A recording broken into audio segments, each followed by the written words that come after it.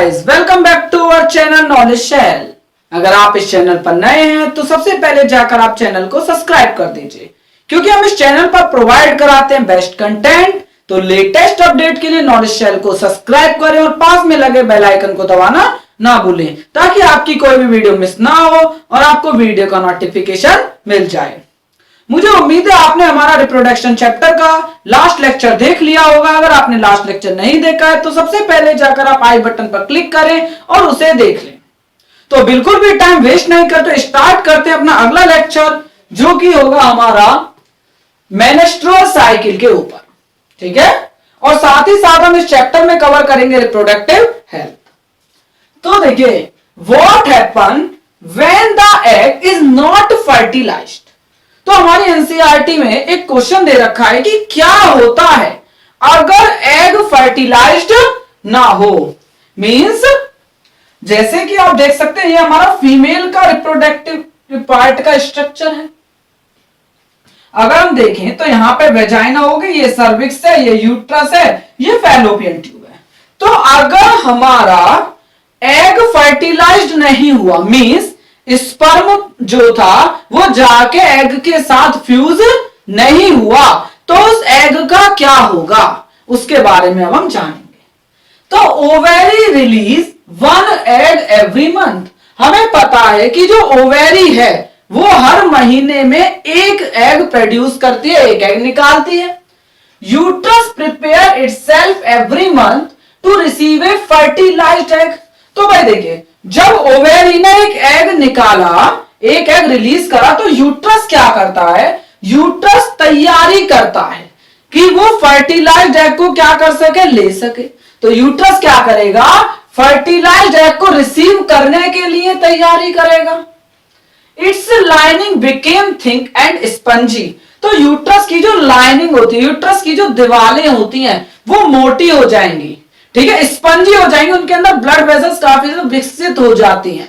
ठीक है, this would be required for nourishing the embryo if fertilization है take place. तो भाई देखिए, अब यूट्रस तैयारी कर रहा था, तैयारी में यूट्रस ने क्या करा? यूट्रस की जो लाइनिंग थी, वॉल थी, वो क्या हो गई? मोटी हो गई, स्पंजी हो गई, उनमें ब्लड की जो सप्लाई थी वो काफी ज्यादा बढ़ गई। अब ऐसा किस लिए हुआ? ताकि अगर फर्टिलाइजेशन हो जाता है तो भाई देखिए, एम्ब्रियो को क्या आवश्यकता पड़ेगी? पोषण की आवश्यकता पड़ेगी, नरिशमेंट की आवश्यकता पड़ेगी। तो उसे नरिशमेंट प्रोवाइड कराने के लिए इस चीज की आवश्यकता होती है। इफ अगर egg is not fertilized it live for about 1 day and lining of uterus slowly break and come out through the vagina as blood and mucus। तो देखिए, अगर एग का फर्टिलाइजेशन नहीं हुआ तो एग क्या करेगा? यहां पर देखिए, मतलब यहां पर दर्शाऊं तो फैलोपियन ट्यूब में देखिए, इधर साइड इस पोर्शन की तरफ यहां पर लगभग होता है। तो यहां पर क्या करेगा? एग जो है उसका इंतजार करता है स्पर्म का। अगर स्पर्म नहीं आया तो हमारा क्या होगा? एग फर्टिलाइज्ड नहीं होगा, वो एक दिन के लिए वहां पर रहेगा और उसके बाद चल देगा। और हमारी जो यूट्रस की जो लाइनिंग मोटी हुई थी, थिक हुई थी, स्पंजी हुई थी, वो गई धीरे धीरे करके ब्रेक डाउन होने लगेगी, टूटने लगेगी and come out through the vagina. और वेजाइना से वो क्या करेगी? बाहर आने लगेगी एज ब्लड, खून के रूप में, एंड म्यूकस, और गंदी सी चिपचिपी से पदार्थ के रूप में वो क्या करने लगेगी?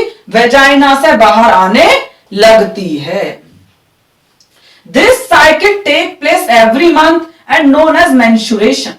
तो ये जो साइकिल है ये लगभग हर महीने संपन्न होती है। इसे क्या कहते हैं? मेंस्ट्रुएशन कहते हैं या मेंस्ट्रुअल साइकिल कहते हैं।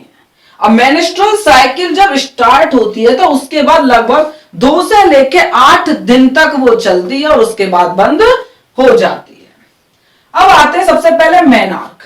तो मेनार्क क्या होता है? फर्स्ट मेंस्ट्रुअल पीरियड को मेनार्क कहते हैं। मतलब जब किसी के अंदर, किसी गर्ल में सबसे पहली बार मेंस्ट्रुअल साइकिल होती है, लगभग 12, 13, 14 की उम्र में होती है, तो वो जो पहली साइकिल होगी वो क्या कहलाएगी? मेनार्क के नाम से जानी जाती है। मेनोपॉज तो देखिए sexual cycle in A women, तो एक वुमेन के अंदर ये जो सेक्सुअल साइकिल थी लगभग 28 डेज की जो अप्रोक्सीमेटली होती है, continue up to the age of 45 to 50 year. तो लगभग वो 45 से 50 साल तक लगातार होती है। कुछ में 45 तक होती है, कुछ में 46 47, तो इस तरीके से कोई फिक्स तो नहीं है, किसी में कब तक होती है, किसी में कब तक। तो ऑन एन एवरेज क्या कहते हैं, 45 से 50 साल तक वो लगातार होती है। आफ्टर दैट उसके बाद ovary do not release egg, तो ओवेरी क्या करती है, ओवेरी एग बनाना बंद कर देती है, एग रिलीज करना बंद कर देती है। This stage is called menopause. तो जब ओवेरी ने एग बनाना बंद कर दिया और मेंस्ट्रुअल साइकिल क्या हो गई, खत्म हो गई, तो इस अवस्था को क्या कहते हैं, मेनोपॉज कहते हैं। अगर हम इस डायग्राम को देखें तो हमें यहाँ पे क्या दर्शाया गया है, ये जो हमारा यूट्रस है उसके अंदर किस प्रकार से चेंजेस होते हैं मेंस्ट्रुअल साइकिल के दौरान, उसको दर्शाया गया। तो देखिए सबसे पहले यहाँ पे क्या हो रहा है, मेंस्ट्रुएशन हो रहा है, मतलब मेंस्ट्रुअल फ्लो आकर हो रहा है। ये लगभग 2 से 8 दिन तक चलेगा। यहां से हम देख सकते हैं कि जो हमारी यूट्रस की दीवार थी वो टूट करके वेजाइना से धीरे धीरे करके बाहर निकल रही, तो उसके बाद क्या होता है, नॉर्मल हो गई। अब हमारी जो धीरे धीरे आप देखेंगे कि ये जो यूट्रस की वॉल है उन्हें ग्रो होनी चालू हो रही, जैसे मैंने रेड से दर्शाया, और फिर धीरे धीरे और मोटी और स्पंजी हो गई। फिर यहाँ पे हम देख सकते हैं और मोटी और स्पंजी हो चुके हैं, ताकि वो फर्टिलाइज्ड जब एग फर्टिलाइज्ड हो जाए उसके बाद जो एम्ब्रियो बनेगा उसको क्या कर सके, ले सके और नरिशमेंट दे सके। लेकिन जब फर्टिलाइजेशन नहीं होगा तो यहां से ब्रेक डाउन हो जाएंगी और इस तरीके से वेजाइना के से बाहर निकलने लगेंगी ब्लड और म्यूकस के रूप में। तो हम बात करते हैं रिप्रोडक्टिव हेल्थ की।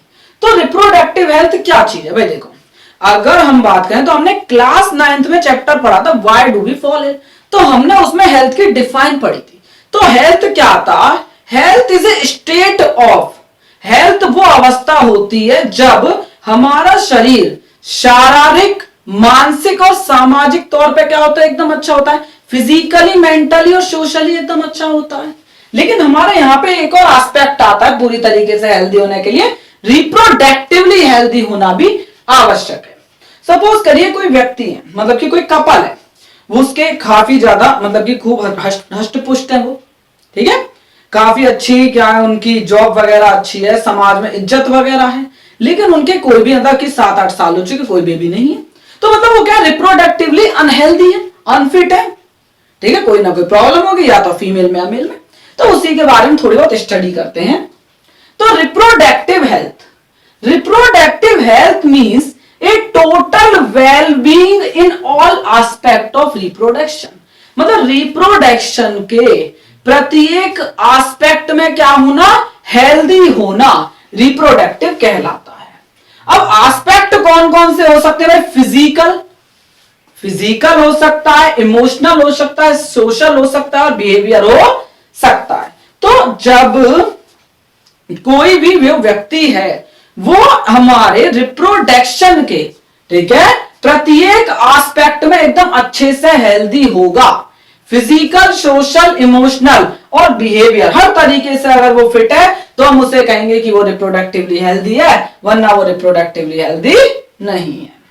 अब जैसे सपोज करिए, अब क्या हुआ कि बच्चा सेक्सुअली तो मैच्योर हो गया, लेकिन अब क्या उसका मतलब ये थोड़ी है कि वो जो बच्चा है वो रिप्रोडक्शन के लिए तैयार है, ठीक है, प्रजनन के लिए तैयार है, वो थोड़ी है। मतलब मान लो कोई बालक है और उसके अंदर जो बिहेवियर उसका चेंज होने लगा, सेक्सुअली वो मैच्योर होने लगा, अब इसका मतलब ये थोड़ी है कि वो हमारे रिप्रोडक्शन करने के कैपेबल हैं, तो हर चीज को मतलब कि वो चिल्ड्रन हो जाए तो उनके उसको संभालने के सक्षम है क्या वो मानसिक तौर पर, नहीं। तो रिप्रोडक्टिव हेल्दी का मतलब जब वो इस सब के प्रति क्या हो, कैपेबल हो, सक्षम हो, तब हम उसे रिप्रोडक्टिवली हेल्दी कहेंगे। अब आते हैं हमारे कॉन्ट्रासेप्शन। तो कॉन्ट्रासेप्शन क्या होता है, it is the avoidance of pregnancy, it can be achieved by. तो देखो कॉन्ट्रासेप्शन क्या होता है, अनवांटेड प्रेगनेंसी, अनचाही जो प्रेगनेंसी है उसको रोकना, ठीक है, it is the avoidance of pregnancy, pregnancy को रोकना, अनवांटेड प्रेगनेंसी को रोकना कॉन्ट्रासेप्शन कहलाता है। तो इस चीज को अचीव करने के तरीके क्या क्या है, मैकेनिकल या फिजिकल बैरियर, केमिकल बैरियर और सर्जिकल मेथड, हम इनके बारे में स्टडी करेंगे। तो मैकेनिकल बैरियर या फिजिकल बैरियर क्या चीज है, तो मैकेनिकल, इसमें क्या होता है कि हम स्पर्म और एग को मीट ही नहीं करने देते, उनके बीच में क्या लगा देते हैं, एक रोक लगा देते हैं, to prevent union of sperm and egg. हमने स्पर्म और एग को मिलने ही नहीं दिया। तो इसके लिए हम प्रयोग करते हैं यूज ऑफ कॉन्डम्स। इसमें हम कॉन्डम्स का प्रयोग कर सकते हैं, डायाफ्राम का प्रयोग कर सकते हैं और सर्विकल कैप्स का प्रयोग कर सकते हैं। फिर आते हैं हमारे केमिकल मेथड। केमिकल मेथड क्या होते हैं कि ये क्या करेंगे, हार्मोनल बैलेंस जो है उसको चेंज कर देंगे और जो एग निकल रहा था ओवेरी से उसको नहीं निकलने देंगे। ठीक है। Oral contraceptive change the hormonal balance, ये हार्मोनल बैलेंस को क्या कर देता है, चेंज कर देते हैं। To check the egg release in female, female के अंदर जो एग रिलीज होता है उस चीज को चेक करते हैं। ओके। और या फिर वो क्या करेंगे, बस हमारी कुछ और भी तरीके की होते हैं, जैसा कुछ तो ओरल कॉन्ट्रासेप्टिव होते हैं, कुछ हमारी वेजाइनल पिल्स होती है, उसे क्या करते हैं वेजाइना के अंदर इंट्रोड्यूस करा देते हैं और फिर उसके बाद वो क्या करेगी, वो वहां का जो मीडियम होता है उसको चेंज कर देती है जिससे कि हमारा फर्टिलाइजेशन नहीं हो पाता। ठीक है। तो इस तरीके के होते हैं। तो oral contraceptive cause side effect, तो ओरल कॉन्ट्रासेप्टिव के कुछ साइड इफेक्ट भी होते हैं, कुछ उसके साइड इफेक्ट भी होते हैं, दुष्प्रभाव भी देखने को मिलते हैं।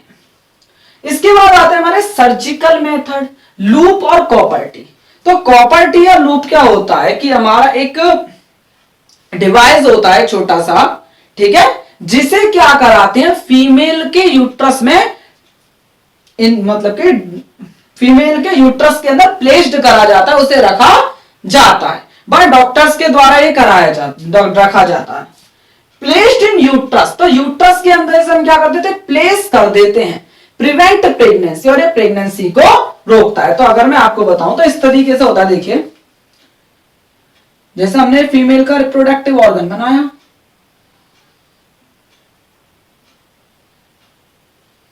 तो देखिए कॉपर टी जो होता है इस तरीके से, हम यहां पे इस तरीके की एक संरचना होती है टी लाइक, और इसे क्या कराते हैं डॉक्टर जो होते हैं उसे इंसर्ट कर देते हैं यूट्रस के अंदर। ठीक है। तो अब देखिए इसकी मदद से क्या होता है कि जो हमारी अनवांटेड प्रेगनेंसी है उसे रोक पाते हैं, प्रिवेंट प्रेगनेंसी को रोकता है। Can cause side effect due to irritation of the uterus, भाई यूट्रस के अंदर किसी चीज को हम क्या कर रहे हैं, डाल रहे हैं, तो इससे क्या होता है इरिटेशन हो जाती है और कभी कभी इसके साइड इफेक्ट भी देखने को मिलते हैं। और अगर हम सर्जिकल मेथड की बात करें तो एक होता है वेस्कोटॉमी। तो वेस्कोटॉमी क्या चीज होता है कि इसके अंदर हम वास डेफरेंस जो होती है मेल की, मेल में जो टेस्टिस से स्पर्म को लेकर के जा रही है वास डेफरेंस, उस नली को ब्लॉक करा देते हैं। अब ब्लॉक करा देंगे तो स्पर्म ट्रांसफर नहीं होते, तो स्पर्म ट्रांसफर क्या होते हैं, नहीं होते हैं। एक होता है ट्यूबेक्टोमी। तो ट्यूबेक्टोमी में क्या होता है कि जो फैलोपियन ट्यूब है फीमेल की उसे ब्लॉक करा देंगे जिससे कि जो स्पर्म है वो हमारे एग तक ही नहीं पहुंच पाएंगे, फैलोपियन ट्यूब ब्लॉक हो जाती है। Surgical method are safe and long, surgical method काफी ज्यादा सेफ होते हैं क्योंकि लंबे समय तक चलते हैं। It cause infection and other problem if not perform properly, अगर सर्जिकल मेथड को अच्छे से नहीं करा जाए तो इसमें क्या होता है काफी सारी दिक्कतें भी आ जाती हैं। Healthy society needs a balanced sex ratio that can be achieved by educating the pupil to avoid malpractice like female ferticide and prenatal sex determination. Healthy society मतलब एक स्वस्थ समाज जो होता है वो needs a balanced sex ratio, तो स्वस्थ समाज को आवश्यकता है किस चीज की, एक बैलेंस सेक्स रेशियो की आवश्यकता होती है। सेक्स रेशियो का मतलब है कि प्रति 1000 पुरुषों पर कितनी फीमेल है, कितनी महिलाएं हैं, इसको हम क्या कहते हैं, सेक्स रेशियो कहते हैं। तो एक स्वस्थ समाज के लिए ये जो सेक्स रेशियो है मतलब प्रति 1000 पुरुषों पर जो महिलाएं हैं, महिलाओं की संख्या वो कैसा होना चाहिए, एकदम बैलेंस होना चाहिए। That can be achieved by, तो इस चीज को हम कैसे प्राप्त कर सकते हैं, इसे हम प्राप्त कर सकते हैं एजुकेटिंग द पीपल, हम क्या करेंगे लोग बागों को क्या करेंगे जानकारी देंगे, उनको एजुकेट करेंगे, शिक्षित करेंगे टू अवॉइड माल प्रैक्टिस, कि वो ये जो गलत कार्य हैं जैसे कि फीमेल फर्टिसाइड, फीमेल फोर्टिसाइड मतलब जो फीमेल की जो मतलब जो मादा होती है भ्रूण हत्या को, ठीक है, जो फीमेल फोर्टिसाइड है उसको क्या कर सके, कम करें, ठीक है। मतलब कि क्या होता है, पुरूणीवादी जो समाज है हमारे, बहुत सारे वर्ग अभी भी ऐसे रह गए हैं, बहुत सारे लोग आ गए जिनकी सोच होती है केवल वो क्या चाहते हैं, लड़का। तो अगर लड़की होती है तो उसे क्या कर देते हैं, गर्भ में ही मरवा दिया जाता है। तो इसे हम क्या करें, फीमेल फर्टिसाइड कहते हैं, ठीक है। इस चीज को क्या करें, बंद करें। एंड प्रीनेटाल सेक्स डिटर्मिनेशन, या फिर अभी बच्चा पैदा भी नहीं हुआ तो एक अमीनोसेंटियसिस नाम की प्रक्रिया होती है जिसके द्वारा क्या होता है, बच्चे के लिंग की जांच करा ली जाती है कि मेल है या फीमेल है। अगर मेल होता है तो रहने दिया जाता है, फीमेल होता है तो मार दिया जाता है, अबॉर्शन करवा देते हैं। तो ये जो चीज है इन सभी को क्या करना चाहिए, बंद करना चाहिए। इसके बाद हमारा आता है रिप्रोडक्टिव हेल्थ से जुड़ी हुई एक और चीज, एसटीडीज। एसटीडीज क्या होती है, सेक्सुअली ट्रांसमिटेड डिसीज। मतलब सेक्सुअली ट्रांसमिटेड डिसीज होती है, मतलब जो सेक्स के द्वारा जो बीमारियां फैलती हैं उन्हें हम क्या कहते हैं, एसटीडीज कहते हैं। एसटीडी दो तरीके की हो सकती है, एक वायरल और एक बैक्टीरियल। मतलब कुछ बीमारी ऐसी होती है जो वायरस से फैलती हैं और कुछ बीमारी ऐसी होती है जो बैक्टीरिया से फैलती हैं। इनमें से एक बहुत ज्यादा नामी बीमारी है एड्स। तो HIV एड्स, तो HIV क्या है, ह्यूमन इम्यूनोडेफिशिएंसी वायरस है।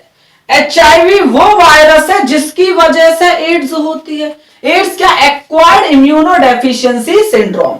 अब ये बीमारी जो इतनी प्रचलित क्यों, क्योंकि इस बीमारी का इलाज नहीं है पूर्णतः। अगली है वार्ड्स, जिनेटियल वार्ड्स, ये भी एक बीमारी है। बैक्टीरिया से फैलने वाली दो बीमारी, सिफिलिस और गोनोरिया।